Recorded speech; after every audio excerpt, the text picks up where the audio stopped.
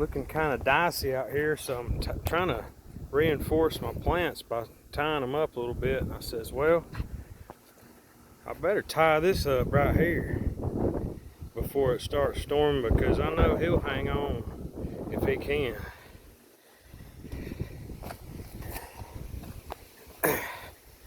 That's one little booger right there you don't want on your tomato plants, because they will inflict some damage. One time I had like 12 of them eviscerate some plants in like 2 days. Chicks. Look.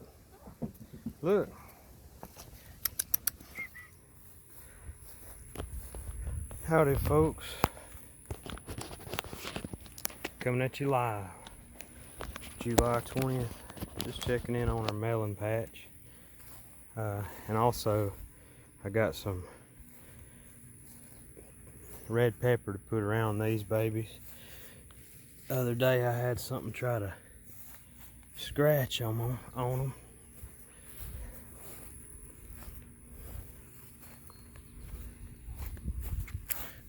But so far, they're looking pretty decent. I'm just trying to keep the deer and stuff out of them, but maybe if I put a little bit of this around them, they won't mess with them.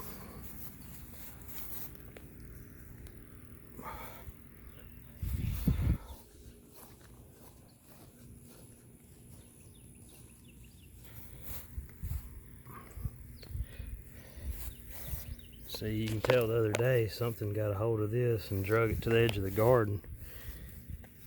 And might be coyote.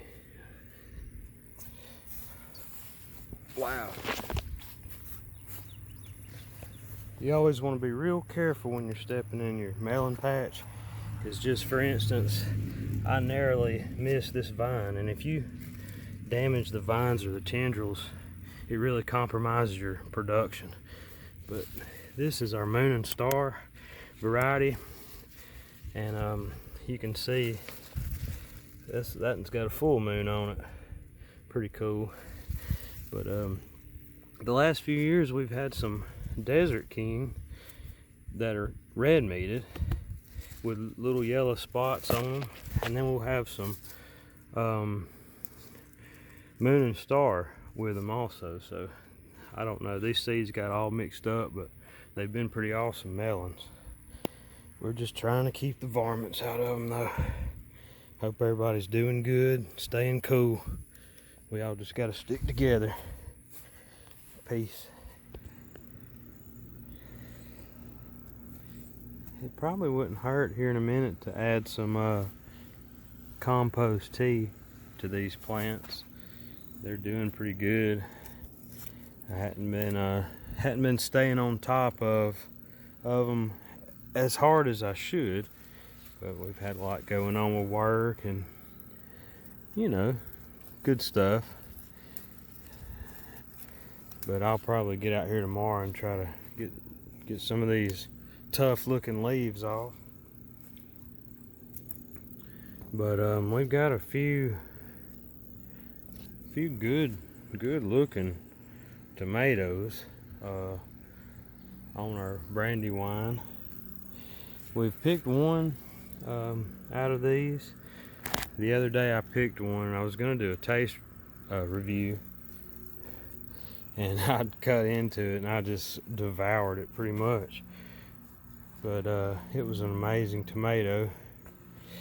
Our black Krim are doing real good. And not to say that our Brandywine aren't, but they're just a little bit later to the game. But that's no big deal to me. Because when you're looking at you know,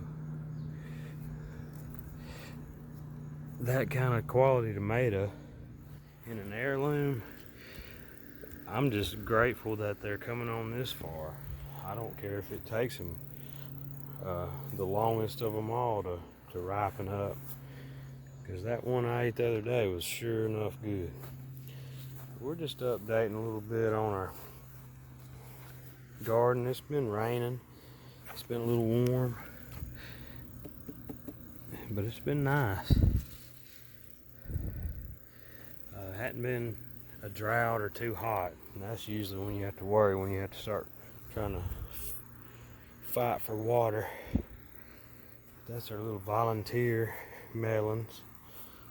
A couple weeks out, I'm sure that will get pretty big, because I'm feeling on it, and you can tap on it and hear that hollow sound. But as long as that thing's green,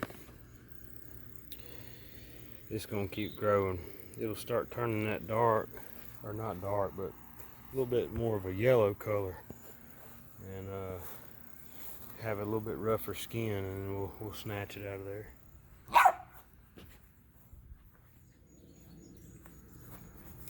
We got us some compost tea right here. Pretty much a breeding ground for mosquitoes, but we're about to use what we need out of it for these tomato plants.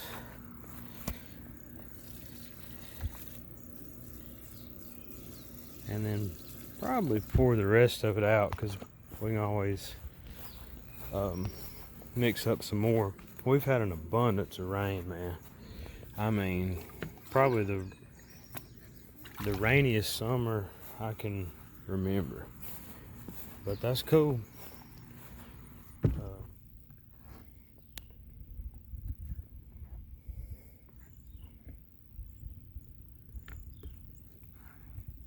Can you pour whiskey?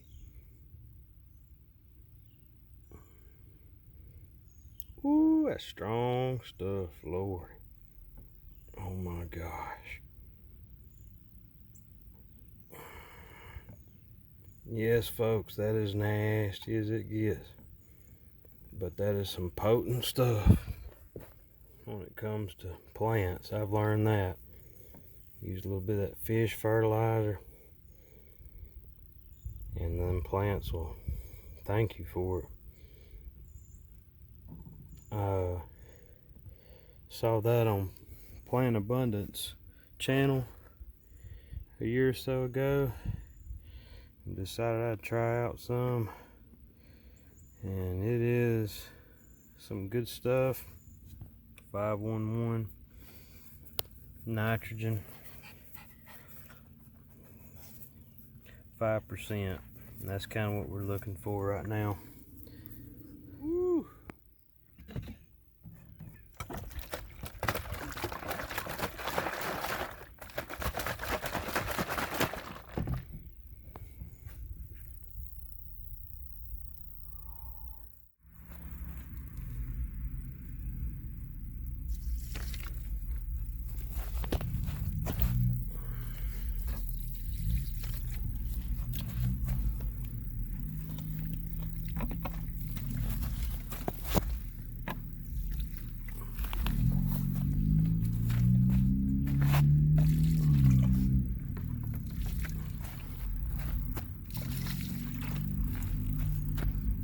Uh-oh, we got us a psychedelic tomato plant.